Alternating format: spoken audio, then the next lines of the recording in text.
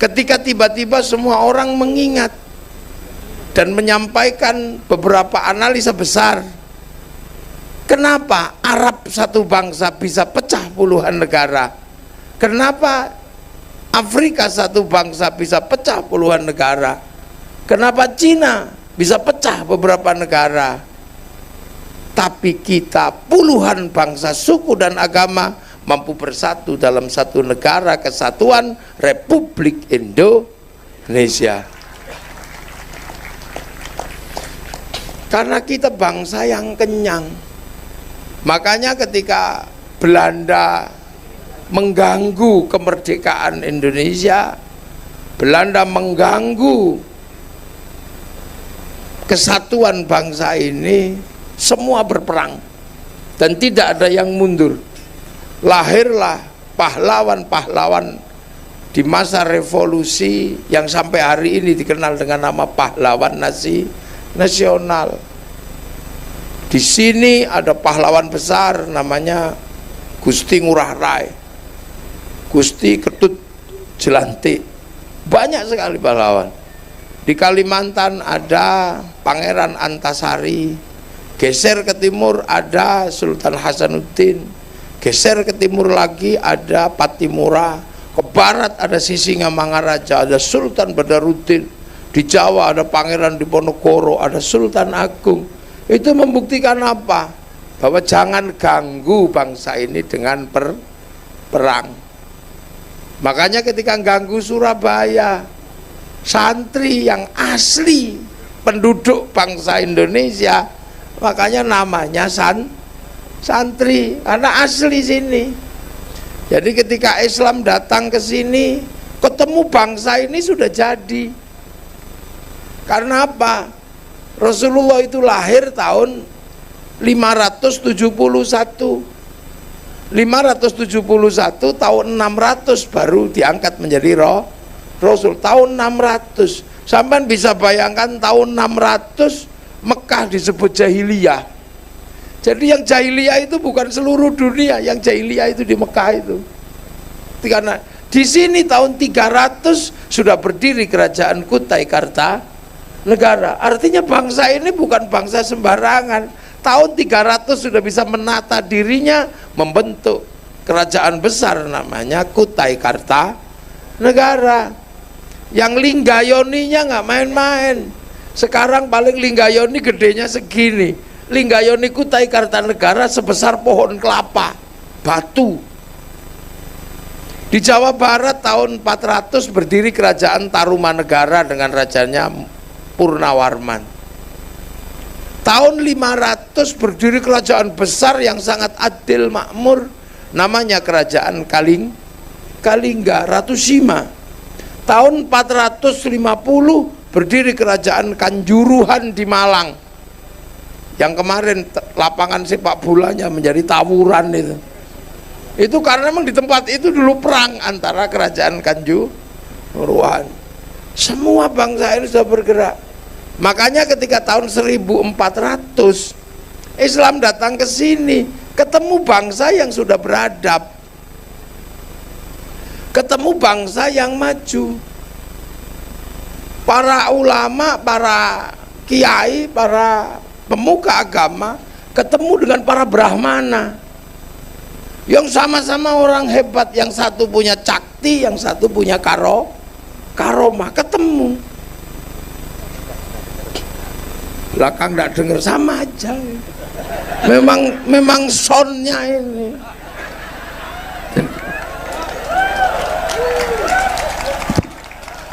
Jadi mana dengar mana? Ini apa ini? Podrai cekel karo keduanya. Jadi ketemu.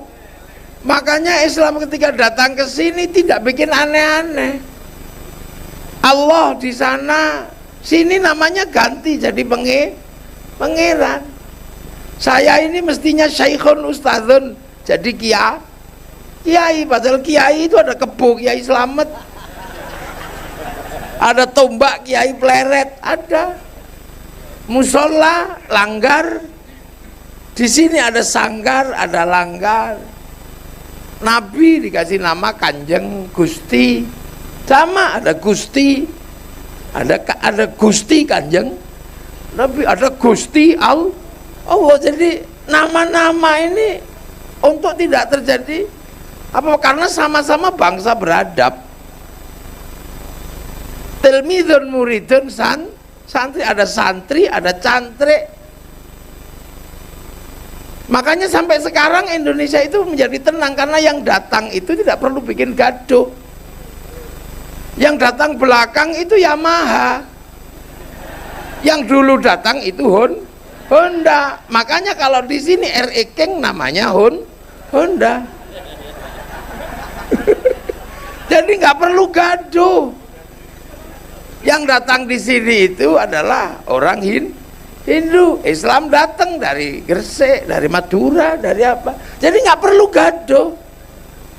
Makanya bangsa ini nggak usah gaduh, karena kalau gaduh kejadiannya berbeda. Maka biasa aja. Yang datang pertama itu Aqua. Makanya walaupun IPHI bikin merek air, tetap aja disebut Aqua. Nah itu makanya Allah ya Gusti Allah. Gusti ngurah, Gusti Kanjeng, Gusti Ketut, itu sama kan, ada Gustinya. Nah kalau tinggal saya nggak pakai ti, tinggal Gus. Iya makanya dulu rame kalau saya gocol-gocolkan sama Bu Gedong Oka dulu, zaman Gus Dur, ngekek. Ya kalau di sini Gusti, ini Gus. Lah itu, makanya yang datang belakangan biasa aja. Seluruh pompa air kalau di sini namanya Sanyo. Walaupun Shimizu, walaupun nasional, karena datangnya telat dia. Iya kan? Makanya nggak usah heran kalau seluruh pembalut namanya Softtek.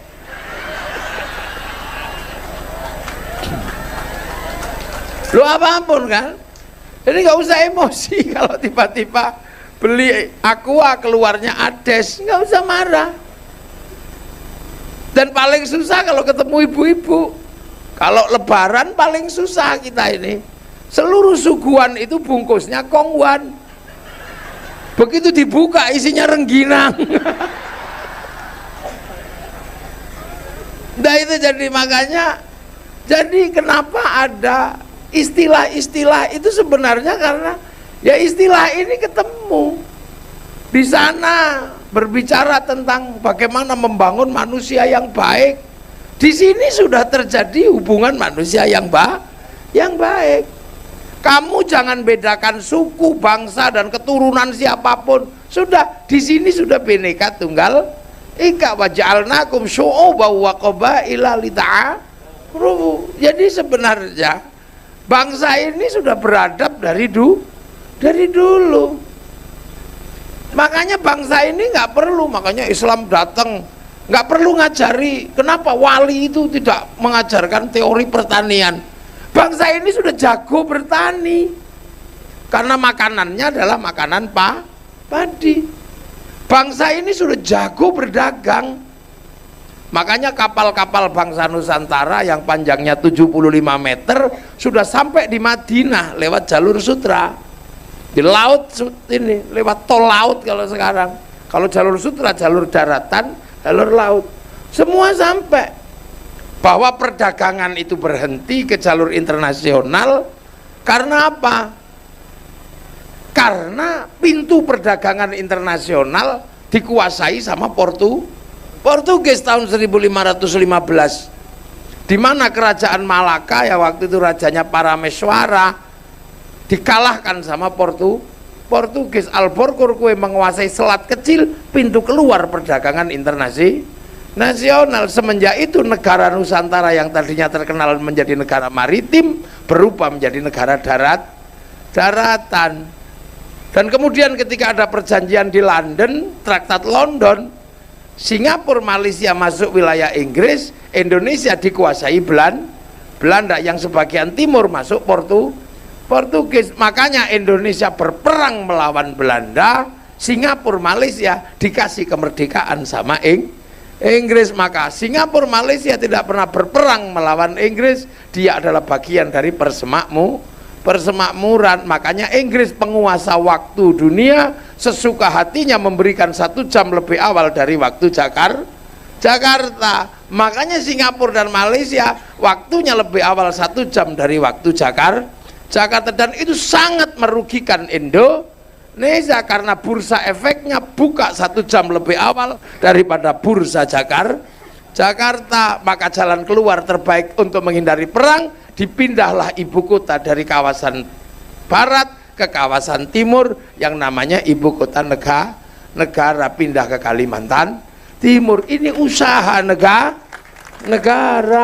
Jadi ini nggak main-main sebenarnya. Cuman kalian lebih percaya sama Rocky Gerung, nah itu susahnya. Nah, ini negara. Loh, makanya Indonesia waktu itu nggak bisa. Ketika dikuasai oleh kamar dagangnya Belanda namanya VOC. Kita punya identitas, kita punya anak-anak bangsa yang besok harus mengelola tanah airnya. Maka perang terjadi di mana? Dan Belanda sempat nyesel melakukan perang terus dengan anak bangsa Indonesia. Terakhir perang melanda dari Makassar sampai ujung Sumatera sana, yang akhirnya puncaknya adalah perang Jawa yang namanya perang Diponegoro. Akhirnya Belanda bangkrut, 2 juta gulden habis, 200.000 tentara terbaik Belanda habis.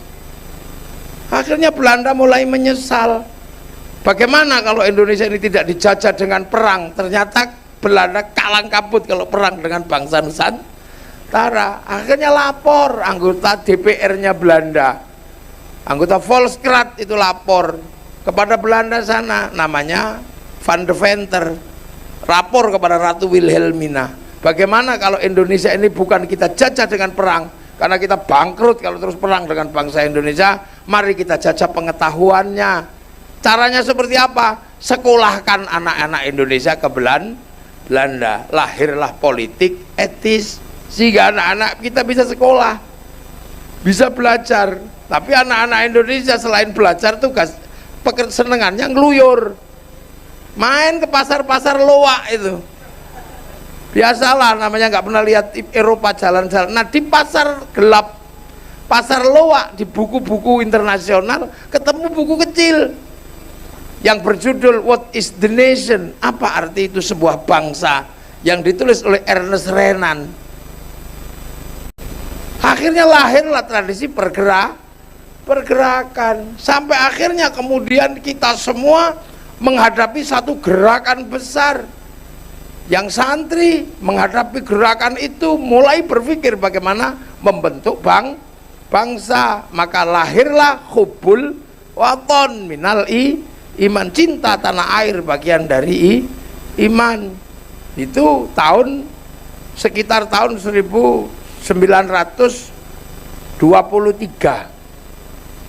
Nah, 28-nya semangat persatuan anak bangsa dimulai dengan Sumpah Pemuda, yang akhirnya kemudian menemukan titik temu. Bangsa ini harus bersatu, satu bangsa, satu tanah air, satu bahasa. Nah, itu terjadi. Jadi tidak main-main. Yang namanya kemerdekaan itu butuh darah dan nyawa. Makanya sampean jangan main-main dengan simbol-simbol negara. Beruntung kita hari ini lahir tahun sekarang, di mana yang namanya perang itu karnaval. Kalau kita lahir di tahun 45 saat resolusi jihad dikeluarkan, itu darah beneran, bukan betadin. Lah ya, waktu perang Puputan Margarana itu perang beneran. Keluar situ mati, kena peluru beneran. Kalau sekarang kan ususnya bukan usus manusia, ususnya ayam ditempelin di bambu. Makanya jangan main-main dengan simbol-simbol kemerdekaan. Merah putih itu darah dulu mintanya. Makanya simbol negara namanya merah putih. Itu darah dulu yang diminta. Resolusi jihad itu kenapa muncul? Karena menyobek bendera merah putih biru, sampai kemudian seluruh Belanda bergerak bersama sekutu. Untuk apa? Supremasi Belanda, birunya disobek. Karena merah putih biru, tinggal merah putih. Makanya anti betul Belanda itu, tetap harus ada birunya. Kami di Yogyakarta waktu itu, nenek-nenek kami di Jawa sana mengibarkan merah putih, tembak Belanda, maka merah putih dikibarkan di dalam rumah. Belanda curiga tiangnya dikasih tebu, masih curiga tiangnya dikasih pisang, masih curiga tiangnya dikasih kelapa, masih curiga tiangnya dikasih padi, masih curiga bahwa tumpeng sama ingkung. Makan besoknya, begitu makan kata Belanda, oh cuman mau makan, ribet bener orang Jawa waktu itu. Tapi Belanda nggak tahu ini simbol perlawanan. Makanan habis itu padi mengering, tebu mengering, kelapa rontok, pisang rontok, yang tersisa tinggal merah putih di dada kami anak-anak Indonesia. Makanya Surabaya begitu perang, jadi merah putih yang kita pakai sekarang yang harganya kadang cuma 20.000, 25.000. Ini mana bendera merah putihnya ini? Mestinya ada besar merah putih dikibarkan. Itu simbol negara. Biar anak-anak nggak salah paham, dikira lebih berharga bendera Filistin daripada bendera merah putih. Kamu pikir lebih berharga bendera Hizbut Tahrir yang bunyinya la ilaha illallah? Bukan itu benderanya Hizbut Tahrir. Kita punya merah putih, simbol perlawanan bangsa ini sampai kita punya kemerdekaan. Jadi biar anak-anak muda nggak lebih hebat bendera Filistin. Filistin itu Filistin itu merdeka. Tapi kenapa ribut? Karena pasukan kemerdekaan setelah perang tidak rukun menjadi pasukan Filistin. Kita setelah perang kemerdekaan rukun dalam TNI Polri. Itu bedanya. Itulah. Makanya merah putih itu minta darah nyawa. Sekarang udah nggak minta nyawa, minta gini dok. Gini dok, ada yang cerewet itu musyrik, ada yang itu bid'ah. Ini waktu zaman perang, jangan-jangan nenek moyangnya ini mata-mata Belanda. Loh, ini negara. Kamu jangan main-main, dipikir merah putih itu sama dengan bendera Coca-Cola. Bukan. Dia bukan bendera sepak bola, dia simbol negara. Lu itu perang. Loh, makanya kemerdekaan itu sekarang ini kan kita nikmat, enak kan? Kita bisa begini karena punya kemerdekaan. Kenapa Afghanistan nggak bisa begini? Mereka ribut persoalan negara, ngaji nggak bisa, apa-apa nggak bisa. Kita kenapa bisa begini, bisa jualan, bisa ini? Karena kita merdeka. Jangan kamu kira ini itu hadiah, bukan. Nenek moyang kita merebut kemerdekaan dengan darah dan nyawa. Loh, makanya kita harus ingat, salah satu yang berperang adalah santri. Maka ada hari santri. Guru ikut berperang dengan cara guru. Ada hari guru, ada hari pendidikan, ada hari kebangkitan. Tentara lahir karena juga terlibat perang, maka kemudian ada hari ABRI. Semua punya harinya. Nah itu apa? Penghargaan bahwa negeri ini milik bersama. Makanya jangan pernah menganggap bahwa negeri ini merdeka karena tinggal tidur sama nenek moyang. Kita pernah berperang. Lah untung kita lahir sekarang. Lah makanya mana ada negara-negara yang tidak membanggakan negaranya. Kita aja yang sekarang mulai usil, mulai aneh terhadap negaranya. Karena apa? Jarang kita menceritakan bahwa kita ini sebuah bangsa, jarang yang menceritakan. Amerika kenapa begitu cintanya sama bangsanya? Diceritakan mulai dari sekolahan. Bahkan seluruh film Amerika menceritakan kegagahan orang Amerika, mulai dari Wild West sampai The Last of the Mohican. Dulu kan nggak pernah tahu itu. Bagaimana orang Amerika ketika bangsanya mulai kalah di Vietnam, bangsanya gak boleh malu bikin Rambo 1 sampai 6. Gak boleh bangsa itu dipermalukan oleh anak bangsanya. Amerika kalah dengan Saddam Hussein dalam satu putaran, bikin film Hot Shot 1 sampai 2. Kalah dalam terorisme, bikin 12 Strong. Ketika Amerika mulai ditekan sama Cina, Amerika nggak mau kalah, dia bikin American Shaolin, American Kung Fu. Tuh. Ketika ditekan sama Jepang, dia nggak boleh malu, bangsa kok malu. Dia bikin American Samurai, American Ninja. Bahkan Jepang tidak berkutik ketika Amerika mengatakan bahwa samurai terakhir dari Amerika namanya Tom Cruise dalam film The Last Samurai. Lu bangsa itu nggak boleh dipermalukan. Memang kalian ini anak-anak sekarang ini suka mempermalukan bangsanya. Cina kenapa bangkit kuat? Karena Cina menceritakan bangsanya dari mulai ular putih sampai ular hijau, dari Wung Fei Hung sampai Sun Gokong. Dia ceritakan bangsanya. Loh, jadi jangan dikira Jepang bagaimana dia menceritakan semangat samurai, semangat Bushido. Bahkan ketika Jepang malu karena pernah terjadi pembantaian antara Tokugawa dan restorasi Meiji, generasi tua dan generasi muda, anak bangsanya nggak boleh malu. Ceritakan dengan sederhana untuk anak-anak milenialnya, bikin film Samurai X dengan tokohnya Rurouni Kenshin. Duh, ini negara Malaysia sangat rentan konflik antar anak bangsa. Maka Malaysia diserahkan kembali kepada si Upin dan si Ipin. Lah ya, Malaysia nggak boleh malu. Si Upin dan si Ipin sebagai masa depan Malaysia harus tahu bahwa kekuatan Malaysia salah satunya adalah karena ada ras India. Maka si Upin dan si Ipin kenalkan tokoh kecil namanya Jarjit. Dia nggak boleh lupa ada anak-anak Cina, kenalkan Mei Mei. Dia nggak boleh lupa di Malaysia ada anak-anak Bali, maka dikenalkan dengan tokoh kecil namanya Susanti. Ini cara bangsanya menyongsong. Loh, kenapa Korea bangkit? Dia bangkitkan semangat Korea dari cerita-cerita, dari drama-drama. Modalnya apa? Meja makan sama air mata. Habis itu bangkit, makanannya laku, sampai akhirnya Korea menikmati nilai-nilai konversi ekonomi dari cerita-cerita tentang sejarah Korea, sehingga orang Eropa kalang kabut. Saya ini generasi 90-an, sangat suka dengan musik rock. Dulu ada musik rock, grup terbesar namanya Metallica. Konser terbesarnya di Moskow tahun 95 yang nonton 6 juta orang. Sampai ada yang mengatakan tidak mungkin sejarah dunia akan ada yang bisa mengulangi konser Metallica. Nggak ada.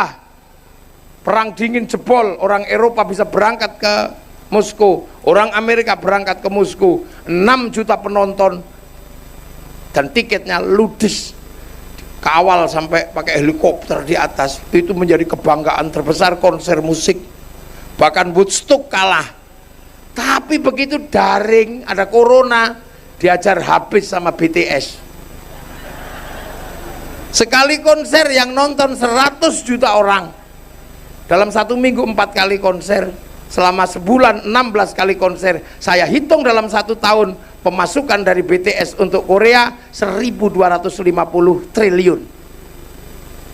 Sementara kita semakin asik menjadi orang lain, rambut hitam di merah-merah. Akhirnya kita jadi LKMD, londo komeng dasi. Kita mulai berasik ria bahwa kita bukan Indonesia. Ayam hidup di sini, gede di sini, begitu kuat disebut ayam Bangkok. Jambu tumbuh di sini dikencingi anak-anak Banser, begitu gede disebut jambu Bangkok. Iya. Yang asli sini tinggal arak Bali. Yang lain sudah bukan kita. Nah, ini tidak boleh dibiarkan karena semua bangsa sedang menata dirinya. Nah, ini kita di situ dulu perang. bener-bener perang, jadi nggak main-main. Amerika perang, semua perang, Cina perang, Jepang perang, dan perangnya serius, pakai kungfu, pakai ilmu silat. Makanya sekarang sisa-sisa perguruan perang masih ada, perguruan silat. Kalau NU punya pagar Nusa, itu sisa-sisa dunia kependekaan. Ya, tapi yang hitam-hitam sudah berubah menjadi bagian dari aparatur keamanan Indonesia. Bajunya seperti baju TNI, Polri, namanya Banser, untuk mengingat bahwa kalian punya bangsa. Nah ini kan penting. Nah ini yang kadang sudah mulai dilupakan. Sementara sehebat apapun hari ini, kita ini nggak pernah bisa melewati bangsa orang. Se-Eropa apapun kamu, ketika melintasi Inggris, kamu pasti ditanya pasportmu mana. Se-Arab apapun lidah kita berbahasa Arab, ketika melintasi Saudi, kita ditanya pasportmu mana. Makanya perintah Tuhan kalah sama negara. Haji itu perintah Tuhan, tapi kalau Saudi tidak mengeluarkan visa, kita tidak bisa berangkat. Artinya apa? Kamu jangan main-main batas negara, bahwa kita punya Indonesia, kita punya bangsa Indonesia. Makanya mari kita jaga. Loh, makanya santri menjaga bangsa ini menjadi wajib hukumnya. Karena apa? Islam dari awal sudah mengajarkan jaga keamanan bangsa dan negara. Makanya wattini wazzaitun wa turi sinina wa hadzal baladil amin. Demi buah tin, simbol Nabi Nuh, wazzaitun simbol Nabi Musa, Nabi Isa, Nabi Ibrahim, wa turi sinin simbol Nabi Musa, simbol Nabi Muhammad apa? Wa hadzal baladil amin, dan demi keamanan bangsa dan negara. Untuk apa? Menjaga laqad khalaqnal insana fi ahsani. Tapi manusia yang baik ini tidak boleh rusak, harus dijaga. Cara menjaganya seperti apa? Hanya dengan keamanan, manusia tidak saling bunuh, tidak saling tikam. Dan kebaikan manusia menjadi sempurna kalau dia punya iman dan kelakuan baik. Makanya kelakuan baik harus dijaga. Karena kelakuan baik kalau dijaga, manusia akan terjaga, tidak rusak, tapi manusia akan rusak.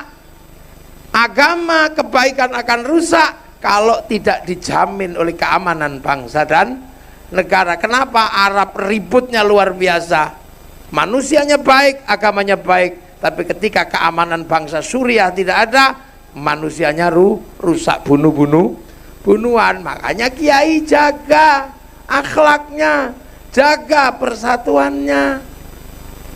Tentara, polisi jaga keamanan bangsa dan negara. Hindu menjaga manusia agar tetap baik, Islam menjaga agar tetap baik. Tapi ketika orang Hindu, orang Islam melihat ada sesuatu yang mengganggu manusia, baik pendeta, pedanda, nggak boleh bersikap. Bersikap apa? Nggak boleh mengambil hukum. Yang boleh mengambil hukum adalah aparatur baladil amin, TNI, Polri, dan aparatur negara. Loh, ini makanya menjadi penting.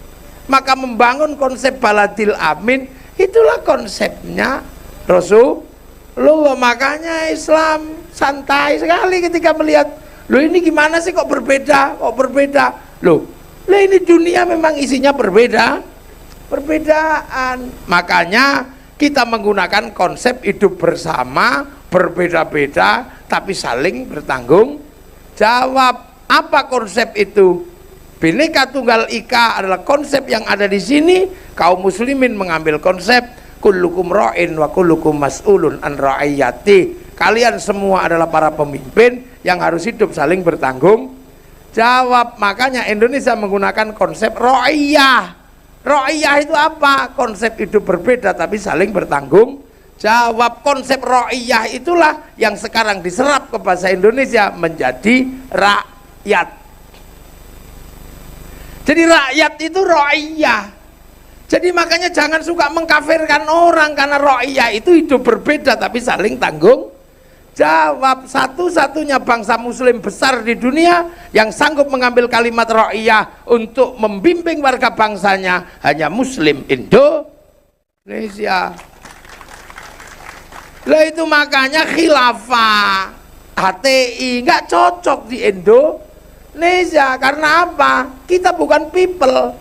Kalau kita people itu vox populi vox dei, suara mayoritas, suara tuh Tuhan. Begitu dia mayoritas, dia mengatakan wakil tuh Tuhan, akan lahir diktator mayoritas. Makanya Hizbut Tahrir Ikhwanul Muslimin dilawan sama Nahdlatul Ulama. Karena Nahdlatul Ulama dengan konsep ra'iyah bisa hidup berbeda tapi saling tanggung jawab. Kita juga bukan komunis. Komunis itu proletar. Proletar itu kalau ngumpul melahirkan kekuasaan proletar, namanya diktator proletariat. Karena kita konsep ra'iyah, maka sekuat apapun tidak akan pernah menjadi diktator mayoritas. Nah inilah. Jadi harus dipahami, ini konsep negara. Makanya ra'iyah itu kalau ngumpul namanya musyarakah. Musyarakah itu apa? Hidup bersama-sama. Dikenal dengan konsep masyarakat. Musyarakah masyarakat, hidup berbeda faham. Wasyawirhum fil amri, lahirlah konsep musyawarah. Karena dulu yang ikut menata ini para wali, maka teritorinya disebut wilayah. Berhubung santri penerus para wali, maka mempertahankan wilayah adalah harga mati. Karena wilayah itulah yang akhirnya berubah menjadi Negara Kesatuan Republik Indonesia. Maka pemimpin tertingginya Majelis Permusyawaratan Rakyat, Dewan Perwakilan Rakyat, yang oleh orang Bali namanya Soekarno, dimasukkan kepada sila keempat, kerakyatan yang dipimpin oleh hikmat kebijaksanaan dalam permusyawaratan perwakilan. Loh, Islam masuk di situ tuh orang Bali. Bung Karno itu karena ibunya adalah orang Bali, gitu. Gusti. Loh iya, loh. Jadi makanya kita bisa melihat betapa Indonesia ini rukun. Beda agama, beda suku, beda bangsa, tetap jadi satu. Nah itu kelebihan Indonesia. Maka mari jaga persatuan. Makanya sampean selalu hubul waton minal iman. Nah cara menjaganya gimana? Ya santri cara menjaga persatuannya ya seperti ini. Makanya Nahdlatul Ulama menggunakan ayat Al-Quran, wa'tasimu bihablillahi jami'an wa la tafarraqu. Pegang tali Allah dan jangan tercerai-berai. Makanya seluruh perintah Allah jadikan landasan untuk persatuan. Doa, ud'uni astajib lakum, berdoalah akan kuberikan padamu, wa ijabai. Maka kiai itu doa pun bersama.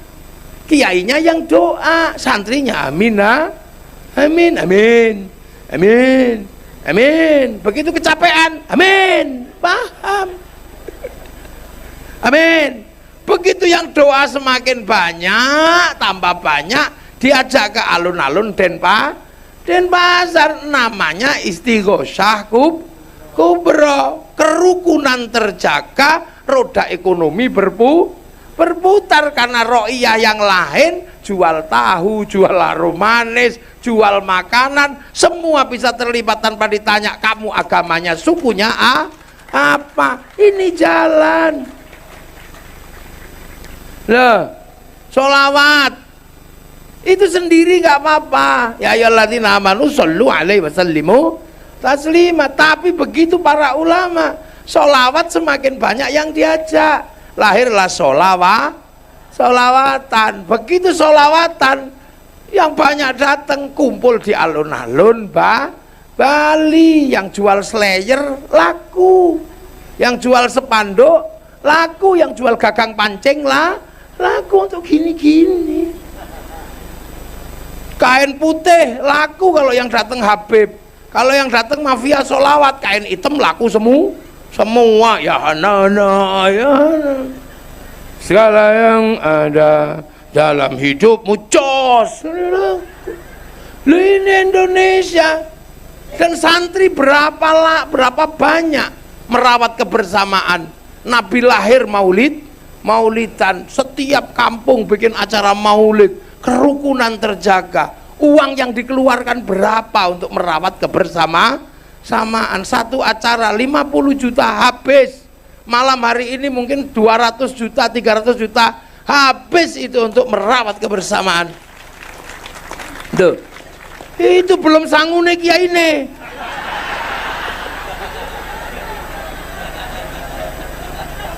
Loh, ini cara, makanya ya Allah.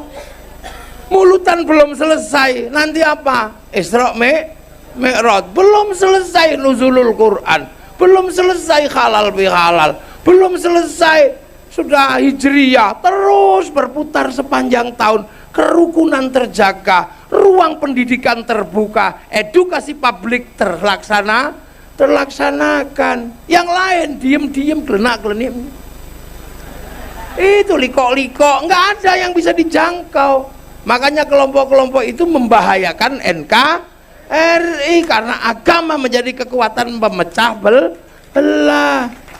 Coba ada orang mati, kita ngumpul 3 hari, 4 hari, 7 hari, sampai 40, 100 hari, 1000 hari. Itu ayam laku, besek laku, anggur lo laku loh, salak laku, sampai piring plastik laku. Coba sedotan laku, larutan penyegar laku, semua laku. Roda ekonomi berputar.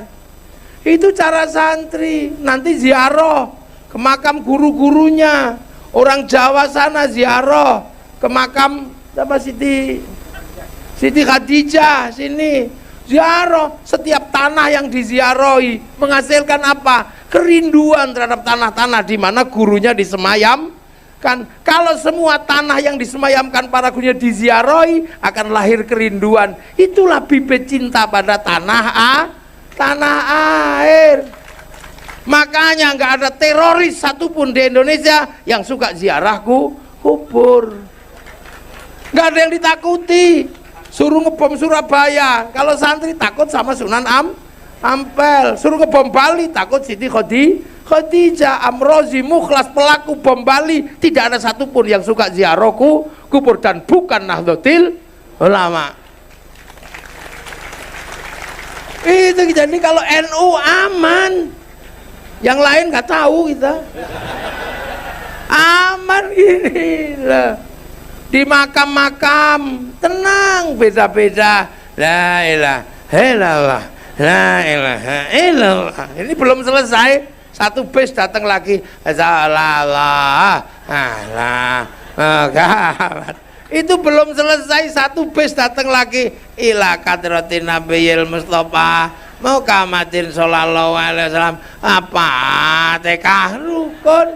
Coba betapa kita punya kekuatan yang luar biasa.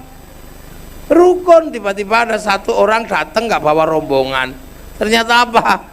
Dikira copet. Nggak taunya apa, bawa speaker kecil, rombongan dari Bali, ditunggu di bis. Rukun. Itulah Indonesia. Udah tenang dulu, bawa kotaknya, nggak usah diputer-puter. Nanti ada yang punya Bali, mau ngaji sampai jam 1 juga nggak apa-apa. Yang punya Bali ada di sini.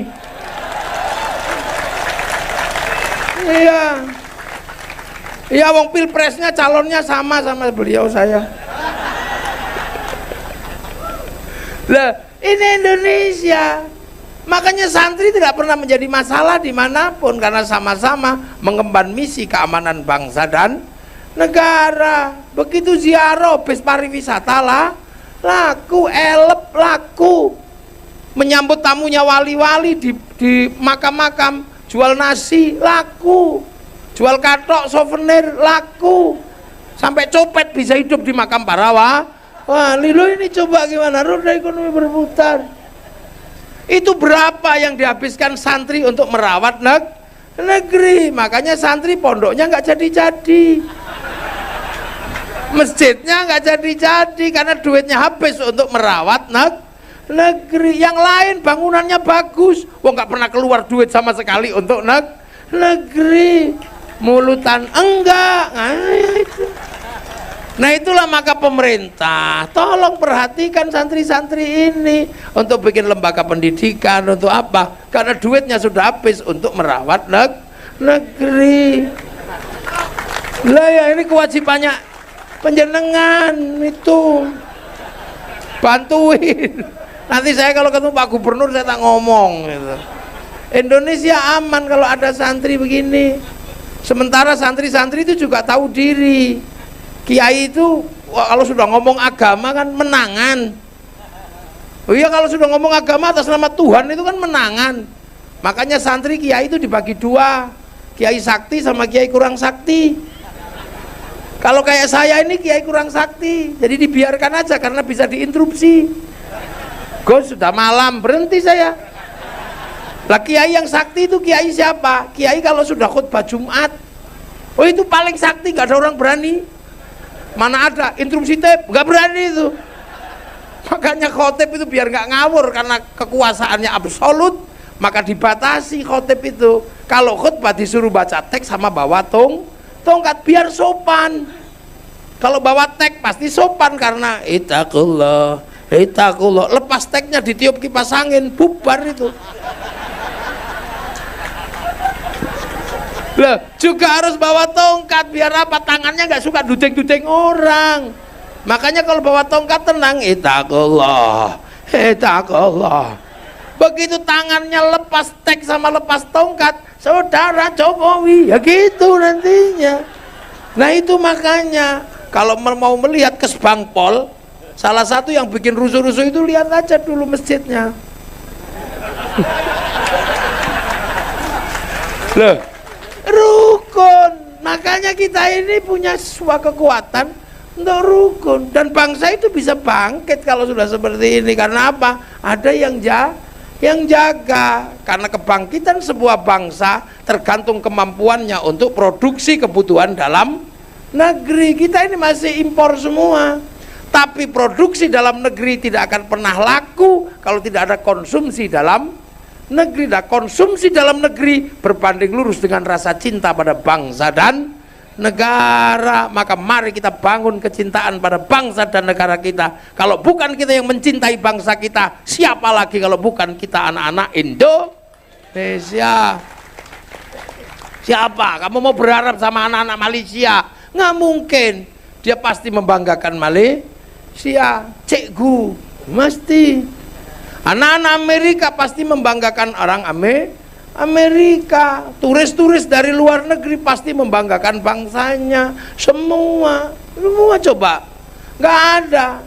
Kita sekarang ini hobi menjelekkan bangsa sendiri. Punya polisi jelek, punya tentara jelek, punya keris jelek, punya apa, semua dijelek-jelekin. Kapan bangsa kita ini menjadi bangsa yang baik, yang menghargai bangsanya sendiri? Kita sudah tidak diminta darah, kita sudah tidak diminta nyawa, kita hanya diminta apa? Cintai tanah air kita Indonesia. Loh, itu negara ini berat, Pak. Karena apa? Kita ini hidup di antara tetangga. Seperti orang kalau hidup di antara tetangga juga harus tahu diri. Kita punya tetangga, kita punya negara-negara besar. Makanya dulu Indonesia kenapa Majapahit harus melawan Mongolia, harus melawan, karena dunia juga pengen masuk ke sini mengambil emas. Belanda ke sini mau ngambil rempah. Sekarang bangsa seluruh dunia mau ke Indonesia untuk apa? Jualan. Karena Indonesia dikenal sebagai bangsa pembeli yang luar biasa. Maka agar bangsa ini tidak bangkit, jangan sampai bangsa ini bisa produksi. Agar bangsa ini nggak produksi, maka bikinlah bangsa ini tidak percaya diri, tidak cinta pada bangsa dan negaranya.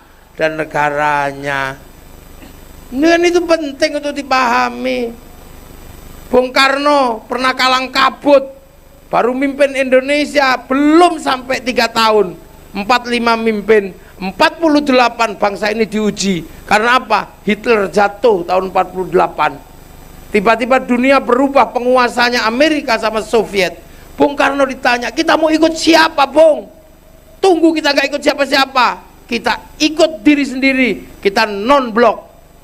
Tapi membangun bangsa ini dengan teori siapa? Apakah kita menggunakan teorinya orang Eropa? Dijawab sama pemikir Indonesia melalui novel Salah Asuhan. Apakah kita akan membangun bangsa ini dengan caranya Belanda? Jawab dengan di bawah tenggelamnya kapal Van der Wijk. Apakah akan dibangun dengan cara Arab? Di bawah lindungan Ka'bah. Apakah dibangun dengan cara Indonesia? Dijawab dengan Siti Nurbaya. Akhirnya bangsa ini berjalan, dan santri tidak pernah mengingkari bangsa ini. Ketika Bung Karno ditinggalkan oleh semua orang, yang tersisa tinggal PNI sama komunis, apa yang dilakukan oleh NU? Yang dilakukan oleh NU tetap bersama Bung Karno untuk menyelamatkan agar bangsa ini tetap berdiri. Maka Nahdlatul Ulama hidup bersama Bung Karno. Ketika Indonesia butuh Pancasila, semua sudah olok-olok Pak Harto, tapi siapa yang berdiri di belakang negara? NU menerima asas tunggal Pancasila. Ketika Pak Jokowi diolok-olok PKI, Pak Jokowi diolok-olok ijazahnya palsu, siapa yang berdiri di belakang negara? Nahdlatul Ulama. Makanya insya Allah negara ini tetap aman, karena santri tidak pernah mengingkari negaranya. Kenapa Suriah jebol? Karena kelompok agama menghindari negara, sehingga tinggal satu orang, Ramadan Al-Buti, meninggal dibom di masjid. Kenapa Saddam Hussein jatuh? Karena Syiah Sunni mengingkari Saddam Hussein. Kenapa Libya jatuh? Karena semua mengingkari Muammar Gaddafi. Hampir saja Mesir jatuh karena Ikhwanul Muslimin mengingkari presiden. Semua menjadi masalah, tapi Indonesia negaranya selalu kuat. Kenapa? Karena santri tidak pernah mengingkari negara kesatuan Republik Indonesia. Nasionalis, agama bersatu untuk apa? Untuk wahadzal baladil amin. Ya, ini penting kamu pahami. Makanya jangan dikit-dikit ikut provokator. Milih presiden itu biayanya triliunan, melibatkan ratusan juta orang. Kenapa begitu orang itu terpilih kamu lebih percaya sama provokator yang tidak pernah ada yang milih? Presiden dipilih ribuan orang, tiba-tiba percaya sama Rocky Gerung yang tidak pernah dipilih orang. Coba, presiden dipilih jutaan orang, tiba-tiba Pak Amin Rais mau bikin people power, ya nggak jalan. Yang datang cuma 1000, bukan people power tapi upil power. Lah itu kenapa? Lah kita ini lebih percaya. Seorang bupati itu dipilih ratusan ribu orang, tapi begitu berjalan kita lebih percaya sama 1-2 orang yang anti kabupaten. Jangan nalar kita menikah dengan suami istri kita masing-masing, itu sudah puluhan tahun. Masa kita lebih percaya sama isu yang dilontarkan sama tukang ojek? Jangan begitu. Kalau itu yang terjadi, fondasi yang kita bangun akan runtuh. Baik buruknya, ini adalah negeri kami, negeri kita, Indonesia.